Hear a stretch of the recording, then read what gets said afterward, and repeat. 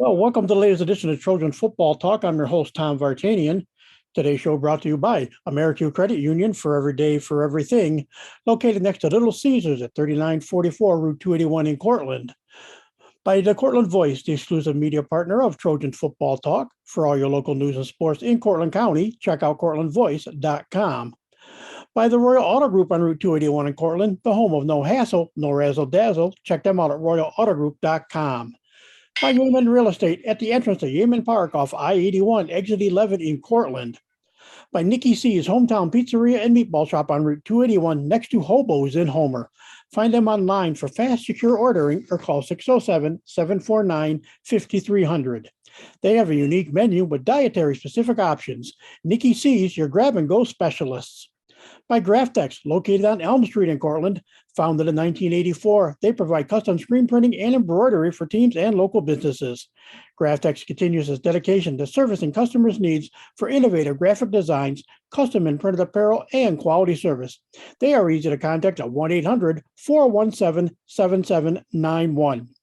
By Seven Valley Agency at 18 Tompkins Street in Cortland for all your personalized insurance services.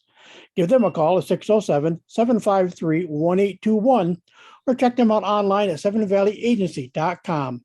Seven Valley Agency, where your money matters, our advice counts.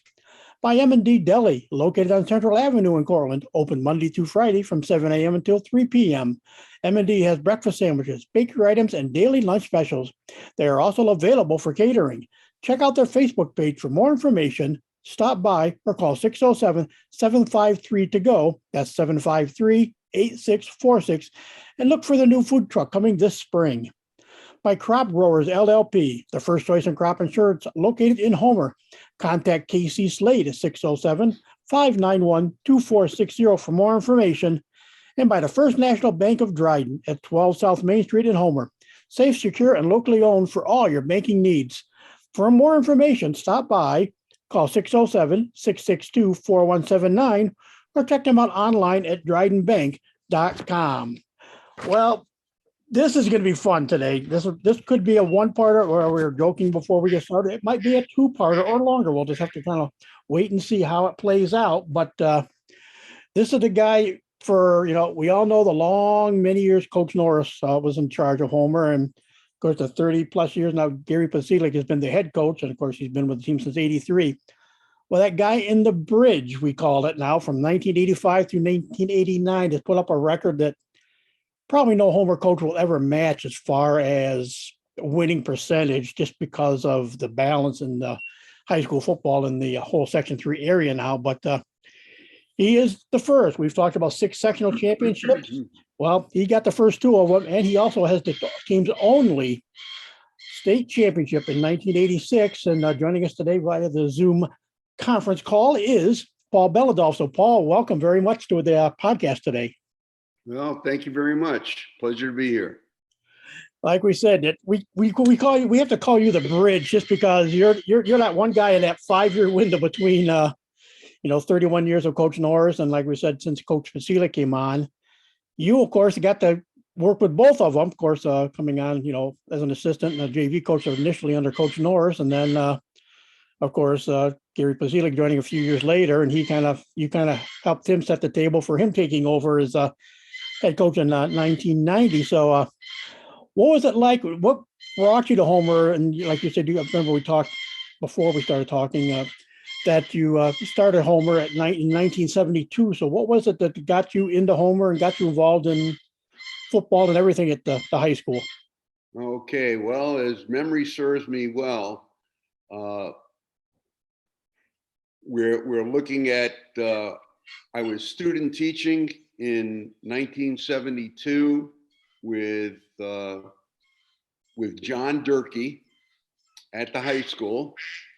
And the first day he introduced me to Gary Myers, who happened to be the modified football coach for Homer, which led me to a quick interview with Coach Norris, Iron Mike, as he was referred to.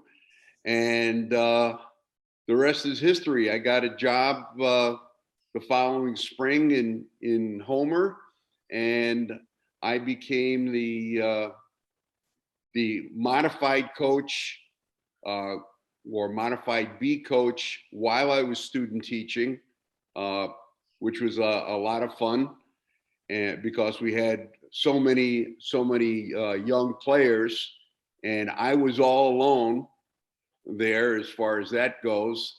But I really enjoyed that.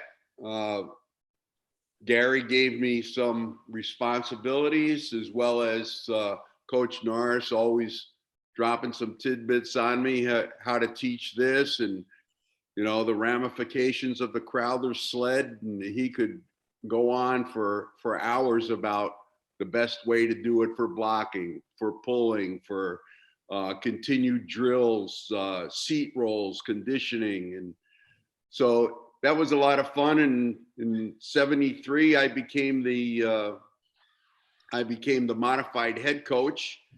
And our first game way back when as a modified coach, which was technically the freshman team, was against the Vestal Golden Bears, and we won 14-6. And I couldn't wait to get back to Homer to call Coach Norris and let him know that we beat the Golden Bears. But then I worked my way up as far as a JV assistant, followed by the JV head coach.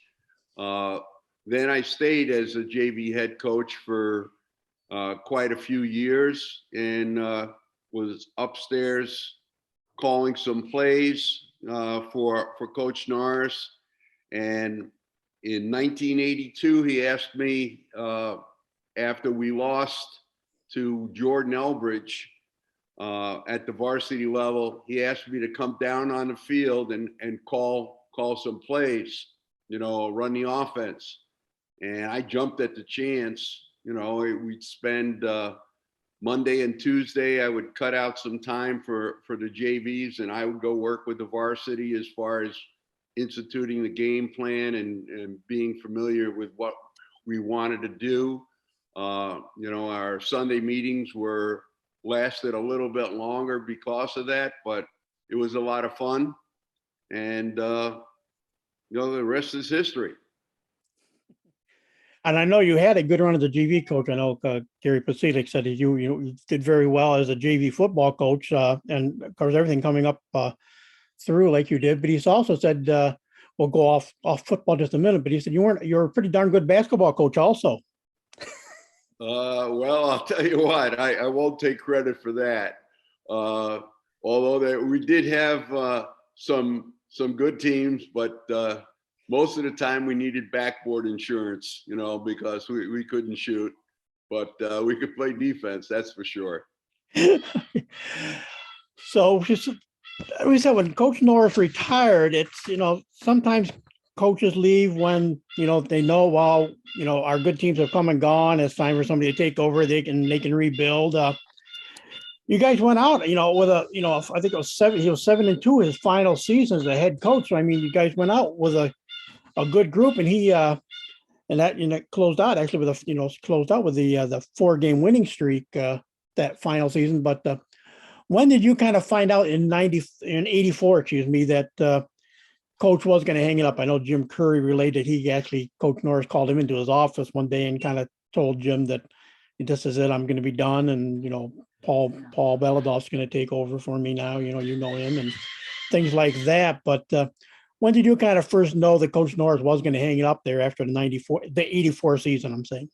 Well, after the 84 season, when we had our banquet, Coach Norris said to me that that he thought that this was the last year that he was going to coach, and he said, "Would you have any interest in being the varsity head coach?" And I jumped at the chance, to tell him, sure, I would. But he said, let's keep this under wraps. And later in the spring, we went through the interview process and so forth, and then I was given that position, which I thoroughly relished. And being the fact that I had coached every single person that was on that varsity team, okay, coming back as a JV coach, they knew what to expect. They knew that we would probably throw the ball a little bit more than those years under Coach Norris, but we relished the fact that they knew me, I knew them, and I wasn't going to change much, okay, because we were successful in doing what we what we had to do, and it all started with fundamentals. And then it just progressed. And once we got that rolling in '85, we made some national attention. We got an article in week 7, USA Today being the only team in the United States that was unscored upon, which was nice, which led us to our infamous Mexico game that we won 63-6, but Coach McEachran, who later on became my AD at ESM, he came up with this play. It was basically a Rusty Gate type play, but we missed like 4 tackles down the sideline, and they were the first team to score on us. And let me tell you, we were angry. We were angry at that one. And I can remember at halftime, when we had a 22-6 lead, I believe. And, the officials said, no, in fact, I'm sorry, it was 35. It was 35-6.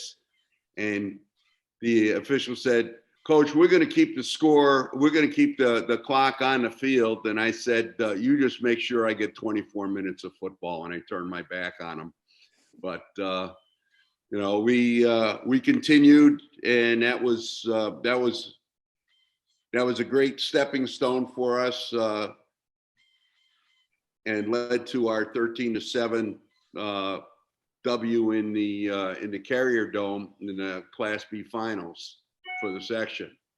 And that's another story as far as that particular game goes, but I'm sure we'll touch upon it. Oh, we'll get to that. Like you say, going up to that Mexico game, of 38-0 win over Jordan Albridge, 20-0 over West Hill, 34-0 over Fowler, 35-0 over Marcellus, 46-0 over Grimes, then 39-0 with Phoenix, 41-0 over Skinny Atlas.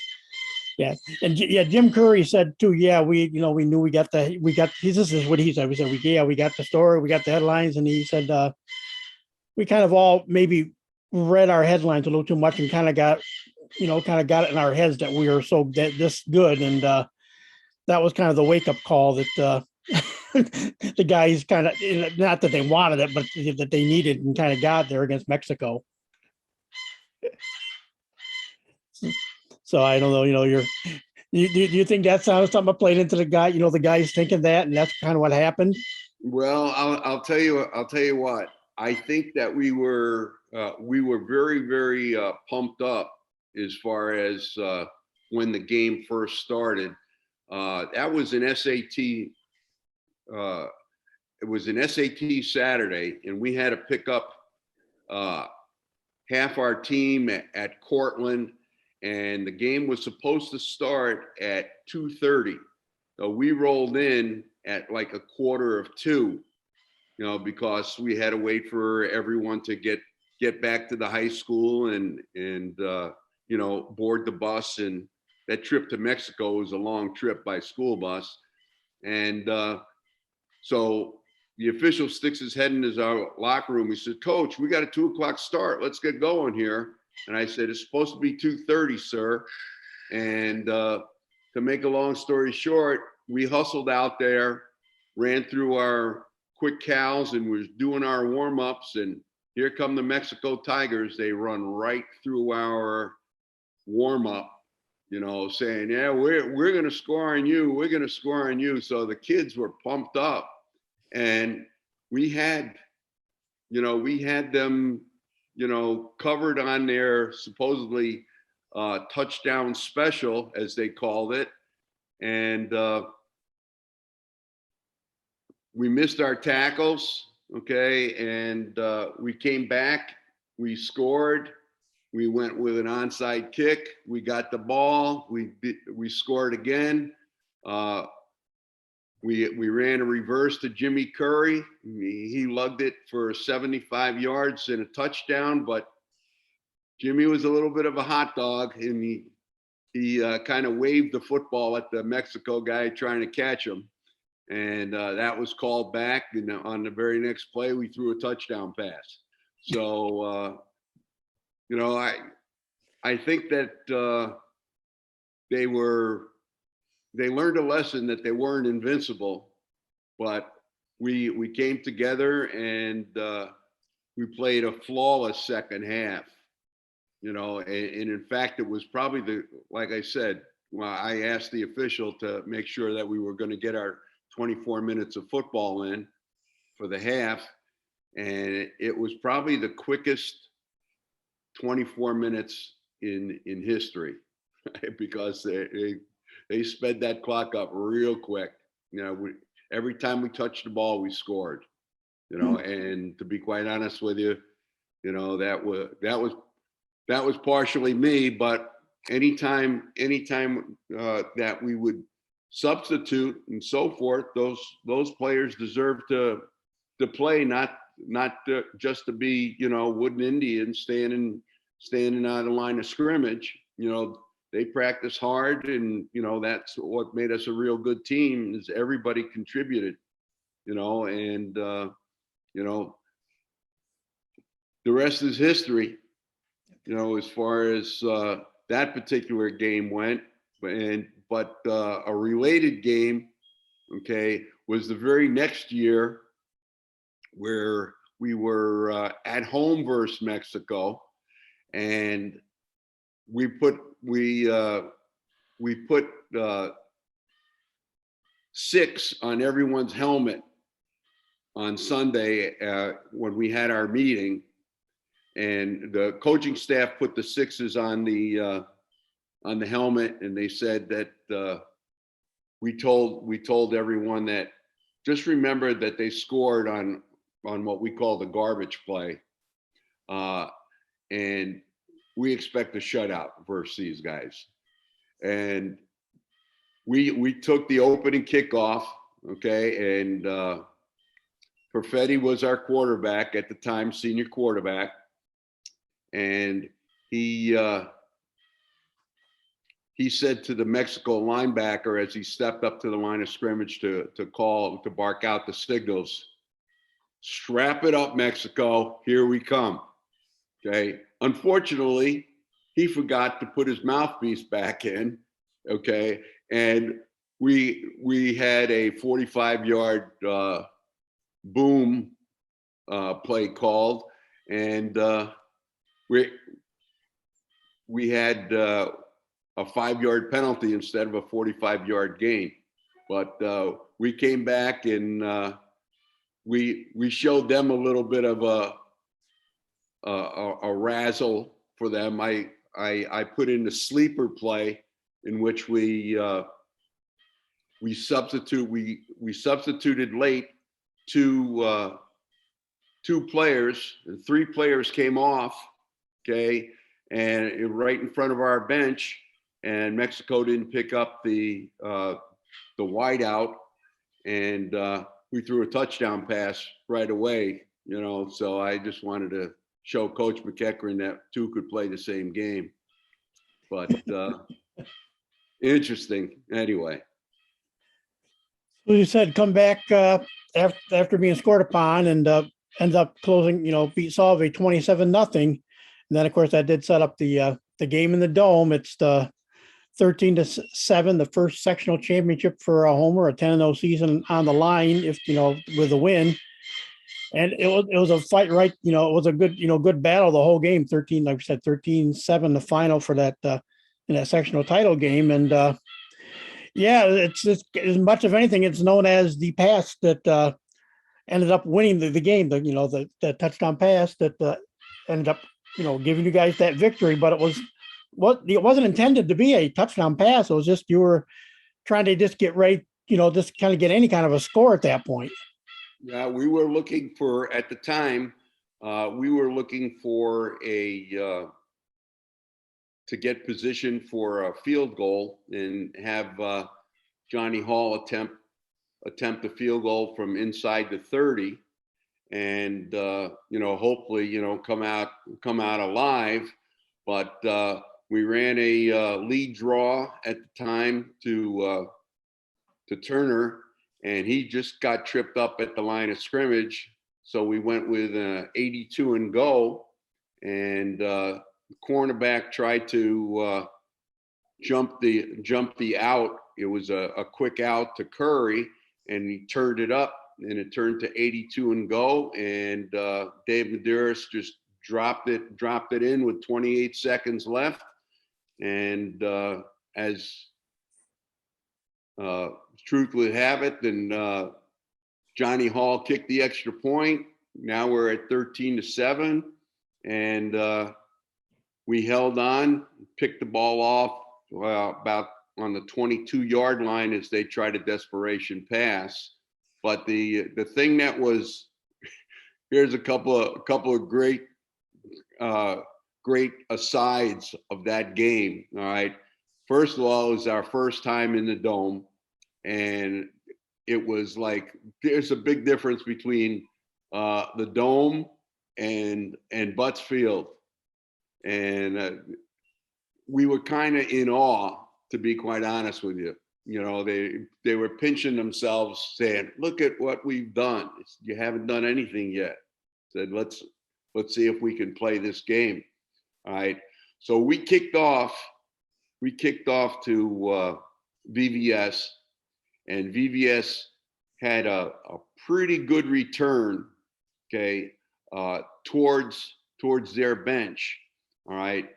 At which time, during the special teams play, Coach Bierman, who was the kickoff team coach, because he handled the defense, what he did is he crossed in front of me, I crossed behind him, and we had our headphones on, and I had stepped on his wire and ripped Coach Bierman's pants. So he was like depanted, and we were laughing at that. But they came back, and we couldn't stop their Delaware, and they went down to score, and it was 7-0. Okay, and that's the way the half ended. And we came out halftime, and we took the kickoff, and we had a 17-play drive, and we ran specifically right behind Doug Murdoch.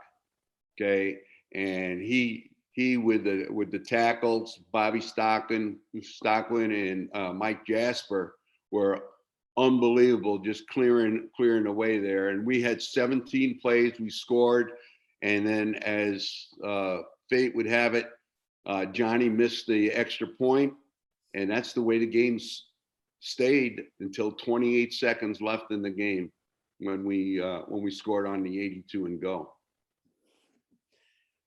And that like you said, that was an interesting group, because it was the end of Bruce. It was the ending actually of Bruce Turner's career. He played varsity in 84 and 85, and beginning of Nick Fabrizio's 2-year stint with the varsity. They're two-year backs. Bruce ended up that season with 1,137 yards. It was the end of Jim Curry's career, and he still remains the all-time career receiving yardage guy, with over 1,000 yards. And Dave Medeiros, that was his only real starting quarterback year in the long run. And all he does is go out and throws for over 1,000 yards on a season.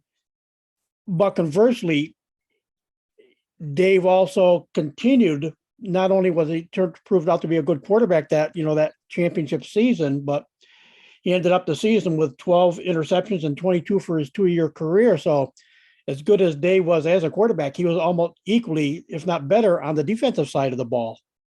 Yes, he was. And he, believe it or not, I'm guessing if he was 5'8" at that time, it was tall. Okay. But he covered so much ground, and just his anticipation for where the ball was going. Okay. You always could depend on Dave making the right play and making sure that the secondary was in the proper perspective of depending upon where the strength was and so forth. He was the quarterback of the defense, as well as Dirk Van Patten, who filled the middle like all get out. No, in fact, during practices, when we would thump a little bit, we didn't tackle going to the ground or anything else like that against ourselves. We would form up and we would call it thud. And in other words, we wouldn't wrap up and then take them to the ground, but we would make sure that we had our leverage properly and we were in good pursuit angles, et cetera, et cetera. But no one would want to be the scout team tailback and run at Dirk, because Dirk was he was a beast. He was everything that a coach could want as a linebacker. And another one of those guys, you mentioned him, as far as being, on the offensive side on the some of those key plays in the dome, but he also went on to have a good college career on the defensive side of the ball. That was Mike Jasper. Mm-hmm. That he was. Mike Jasper was the first Homer football player ever to bench 400 pounds. And let me tell you, said when he got that up, okay, the weight room just exploded, and to be quite honest with you, I haven't really been back at Homer since the renovation, so I don't know what, how big the weight room is now, or, they enlarge it to have a better teaching station for phys ed. But our weight room was the size a little bit larger than a 1.5 car garage. And we got a lot done. We got a lot done in a little space and a little time. And my hat's off to, the players and the staff to, motivate the players, to encourage the players, and the players for buying into what we needed to do. Supposedly the weight room, we would say the weight room wasn't mandatory, but it was mandatory, because if we wanted to be successful, we needed to be in the weight room. Okay. Homer was not a very, very big team as far as numbers go. The Salves and the Marcelluses, would always have more bodies, but not more players. And that was key for us. Of course, that year we said Bruce Turner finished his career off with just over 1,600 yards, 13th all time, and then Nick Fabrizio finished. We'll talk about his 80. He got involved also more in 86, and is also the career rushing guys, but also in 86 we'll talk about another guy I've heard stories about, but I haven't got to hear much about it. He was a neighbor to Coach Fitzelic, I guess, at the time, Derwin Pitts. We'll get to Derwin here in a little bit, but What was Bruce Turner like as a ball player? Bruce was hungry. He wanted the ball. He wanted the ball, and he always strived, to put forth unbelievable effort all the time, all the time. And he was hard on himself. That he was harder on himself than any of the coaches were on him. And very, very conducive to coaching. He accepted criticism. He was anything. He was everything a coach could want in a tailback. He was a money player. If you needed three, okay, he would get you 3.5 at least. Okay, he knew what his role was, and he did a great job. He did a superior job of finding the hole and making a decision.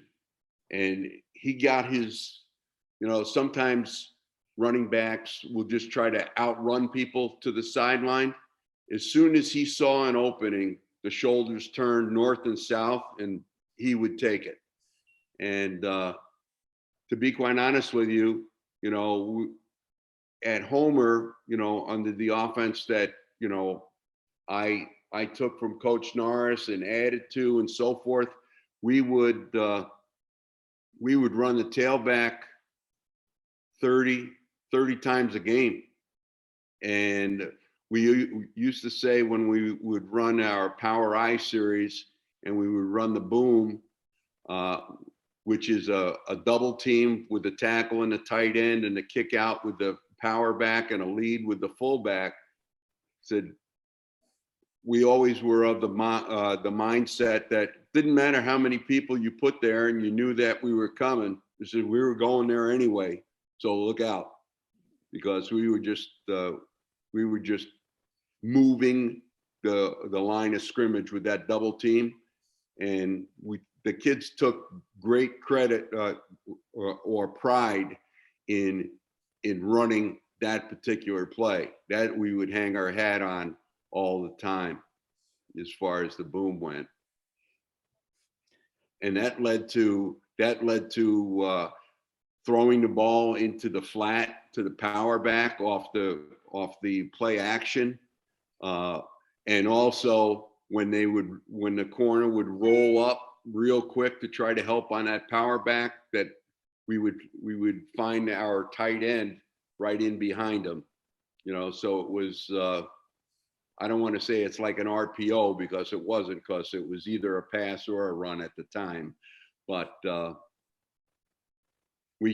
our quarterbacks carried the fake out, and we told our backs, as far as when we talked about, Bruce, for example, or Johnny at the fullback spot, when as a homer back, you're doing one of three things every single play. You're either carrying the ball, carrying a fake out, or you're blocking.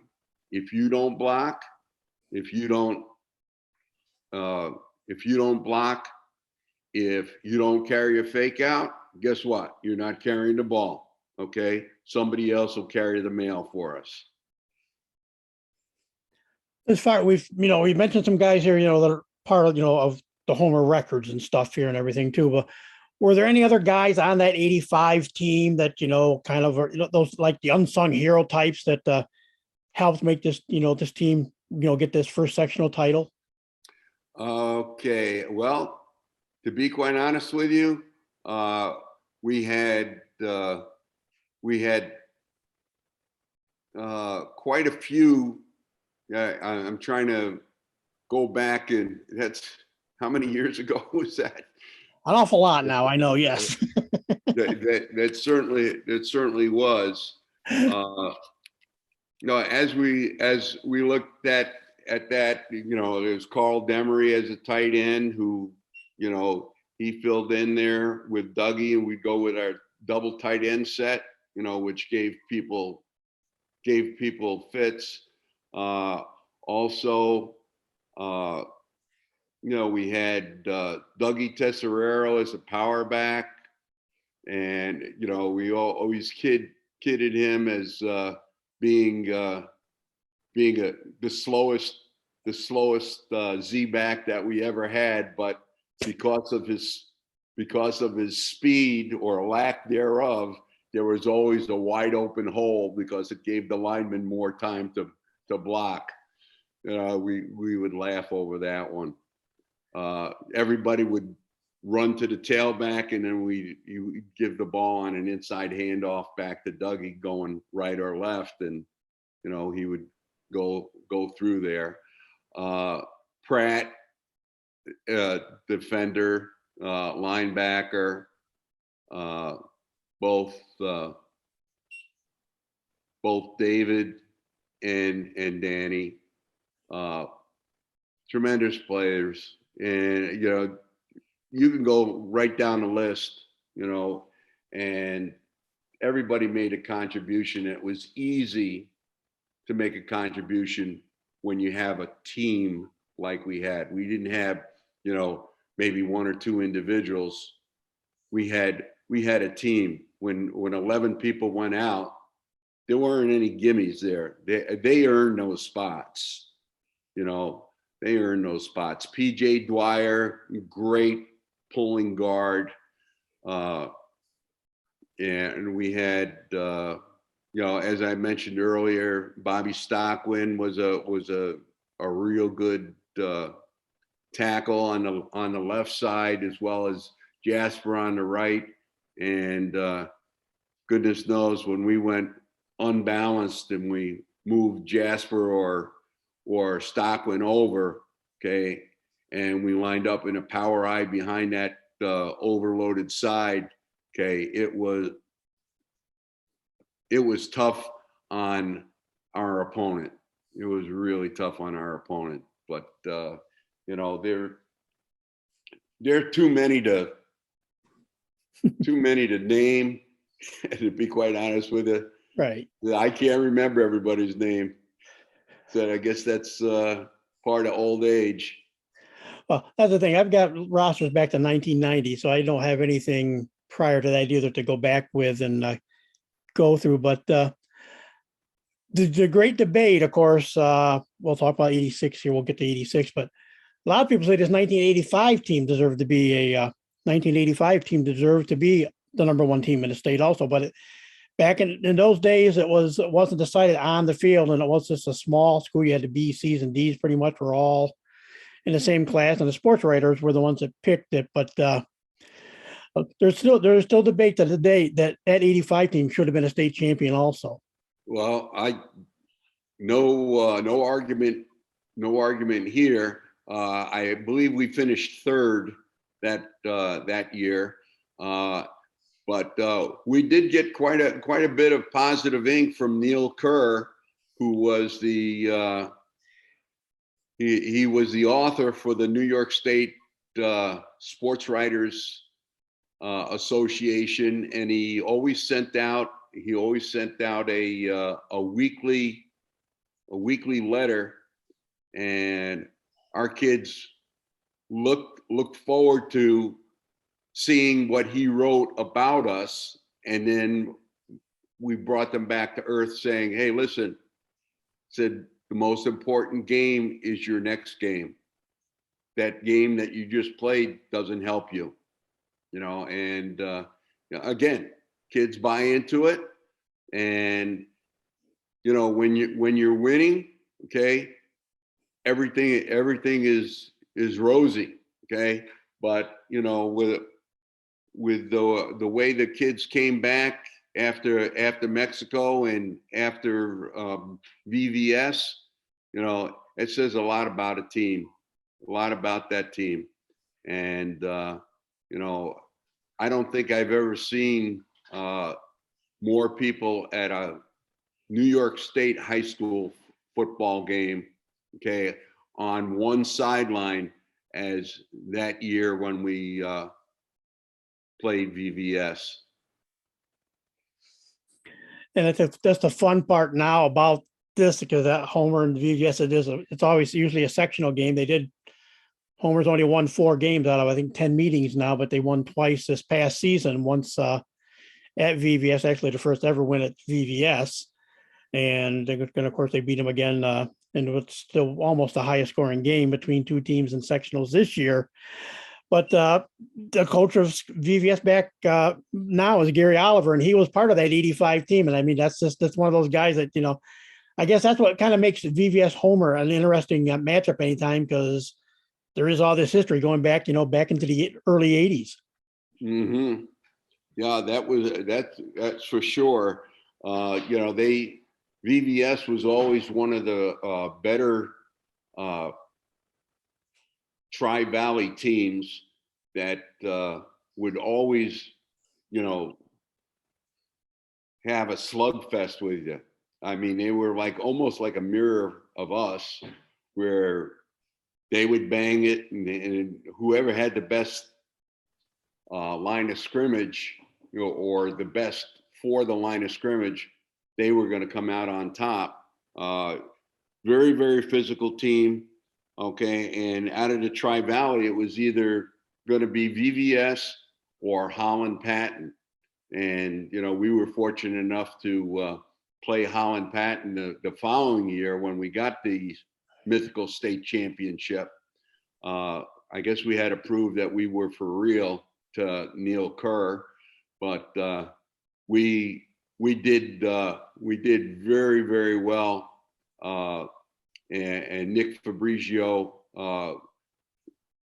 carried the ball very, very well that particular day. And I can remember that we were running our counter tray, in which he started off to the power, and we would pull 2 players, our guard and tackle, and they were in such a hurry to get to the tailback's initial spot. It opened up that counter play for us, and we were quite successful. We scored 44 points, versus their 7. An interesting story. When we scored our last touchdown, and we weren't throwing the ball, we were staying on the ground. We line up for the extra point, and we always huddle before the extra point, just to give the defense one more thing to think about. Are we going to come out in a formation, or are we going to kick, whatnot? All right. Dave Pratt turned to Perfetti, our quarterback, who was also our holder, and he said, "I haven't been in the end zone the entire game." Now the score was 42-7, and the ball was set. We lined up in a punt, in our extra point formation, which was a double tight, double wing. Okay. Snap the ball to Perfetti. Perfetti calls fire, which is our alert that it was a bad snap.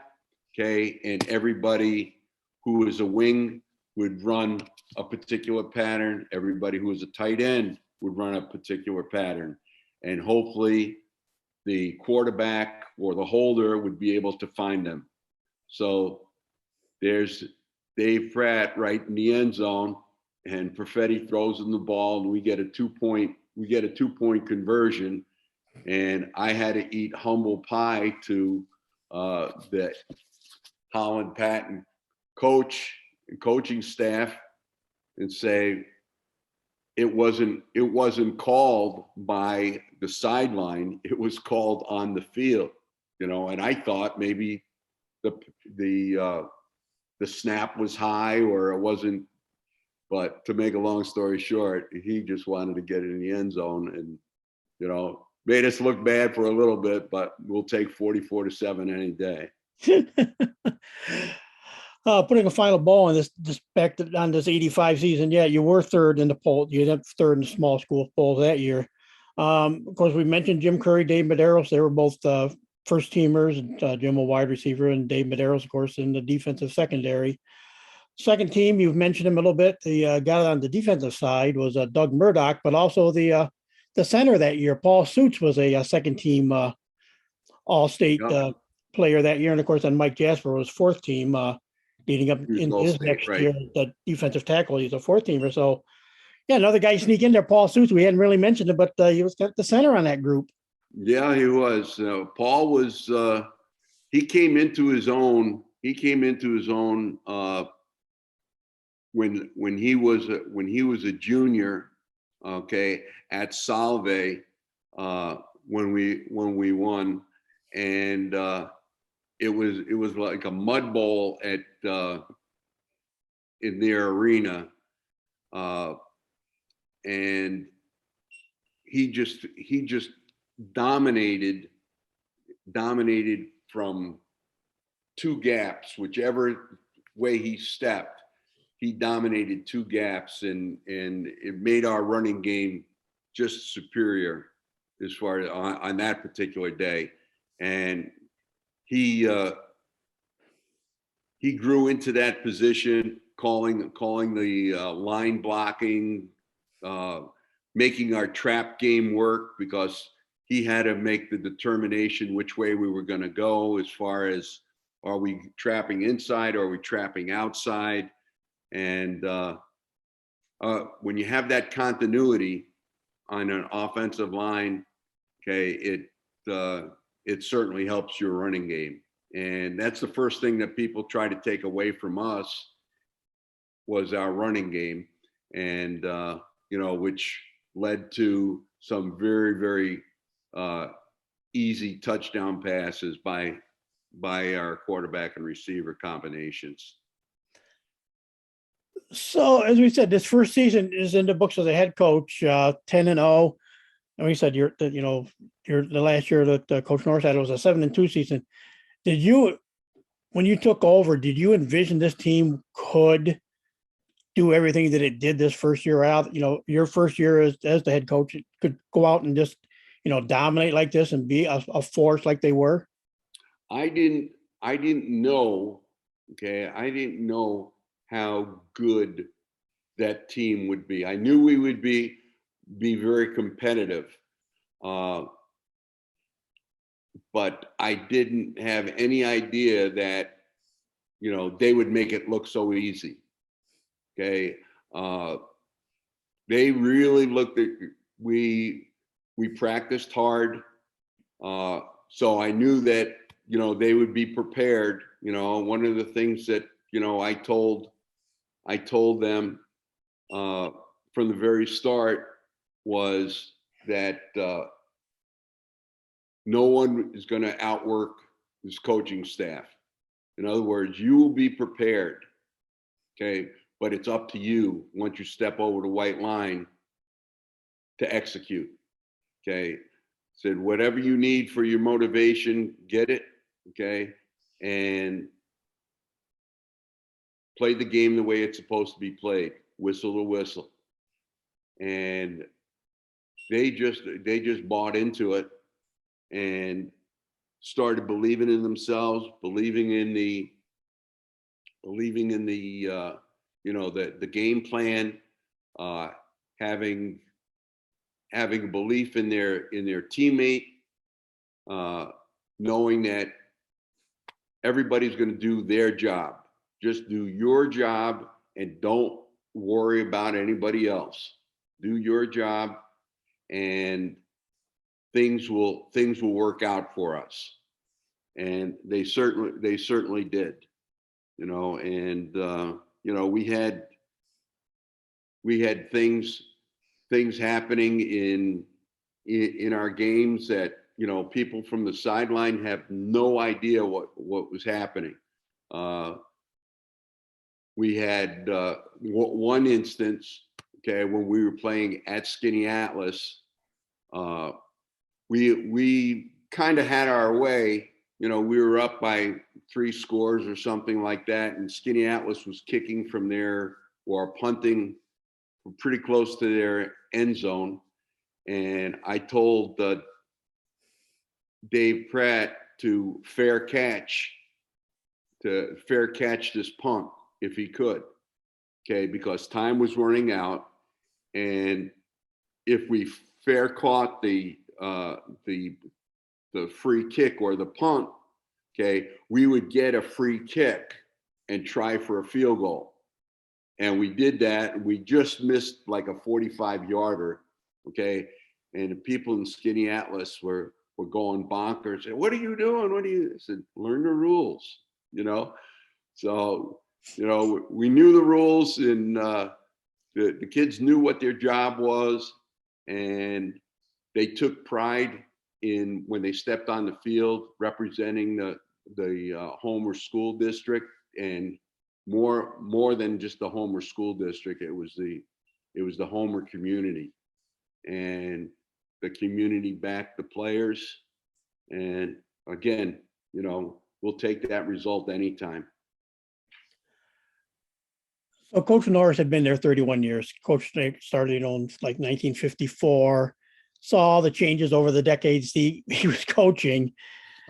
And how much of it how much did you pick up from him over the time you were with him, and how much did you take of that into your years of coaching?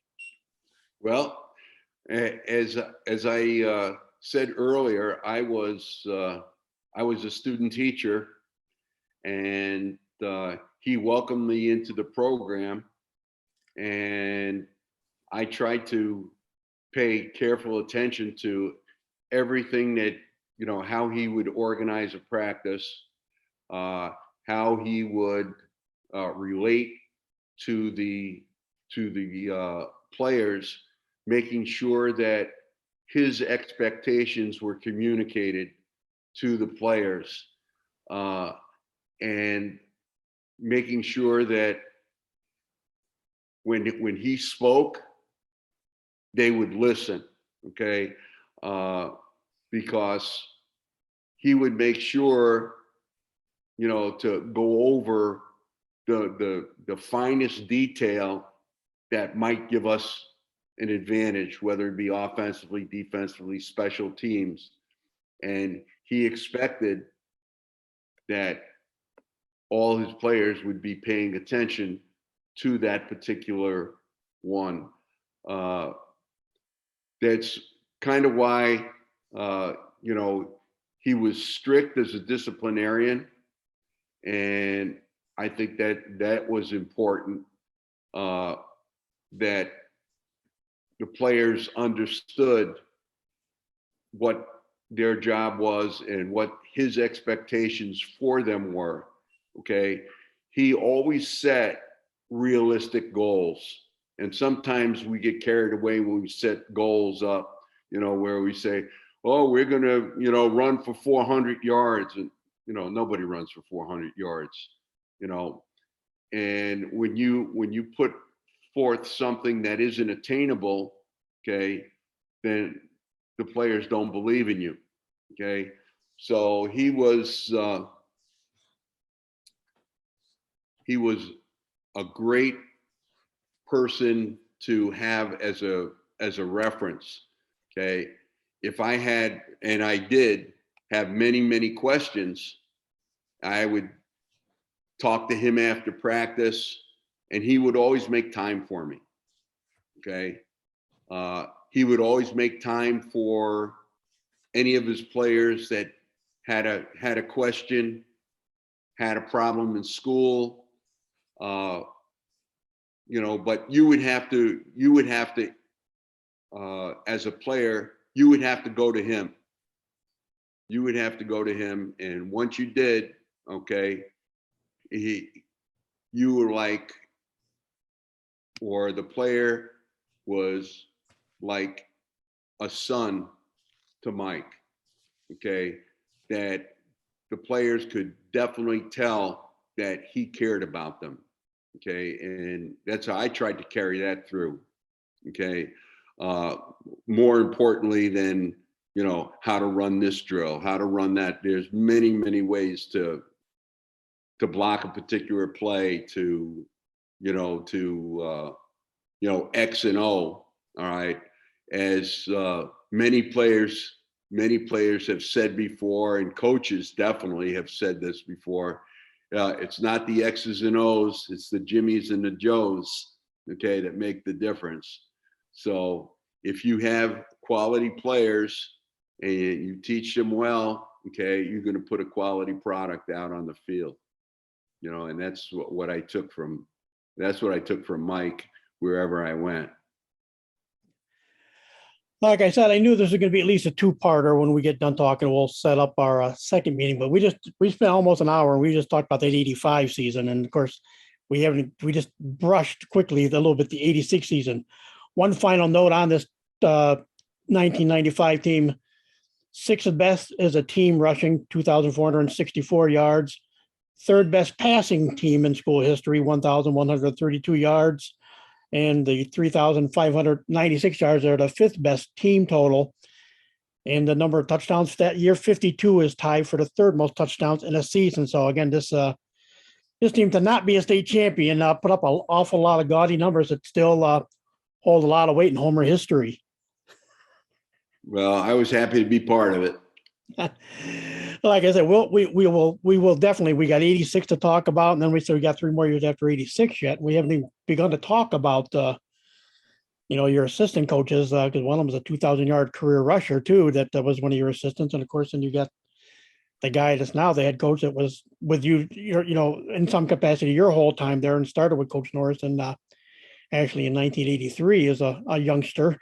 But Paul, thank you for taking us through 1985. And like I said, we'll schedule another time, get maybe 86 and the other 3 seasons together, or if not, we'll go 3 parts and get 86 in one, and then do the rest of the 3-year career there at Homer. And there are some after Homer stories that we will need to get to also. So but I want to thank you for taking time and talk to us today. Like I said, that seemed like when you say an hour, that doesn't seem like it seems like a long time.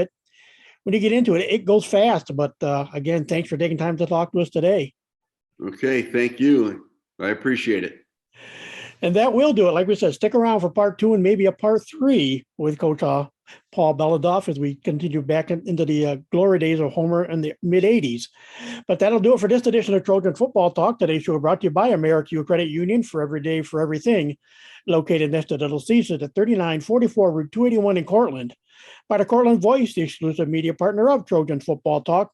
For all your local news and sports in Cortland County at no cost to you, check out CortlandVoice.com. By the Royal Auto Group on Route 281 in Cortland, the home of no hassle, no razzle-dazzle. Check them out at RoyalAutoGroup.com. By Yemen Real Estate at the entrance to Yemen Park off I-81, exit 11 in Cortland. By Nikki C's Hometown Pizzeria and Meatball Shop on Route 281 next to Hobo's in Homer. Find them online for fast, secure ordering or call 607-749-5300. They have a unique menu with dietary specific options. Nikki C's, your grab-and-go specialists. By Graftex, located on Elm Street in Cortland. Founded in 1984, they provide custom screen printing and embroidery for teams and local businesses. Graftex continues its dedication to servicing customers' needs for innovative graphic designs, custom and printed apparel, and quality service. They are easy to contact at 1-800-417-7791. By Seven Valley Agency, 818 Tompkins Street in Cortland, for all your personalized insurance services. Give them a call at 607-753-1821. Or check them out online at sevenvalleyagency.com. Seven Valley Agency, where your money matters, our advice counts. By M&D Deli, located on Central Avenue in Cortland, open Monday through Friday from 7 a.m. till 3 p.m.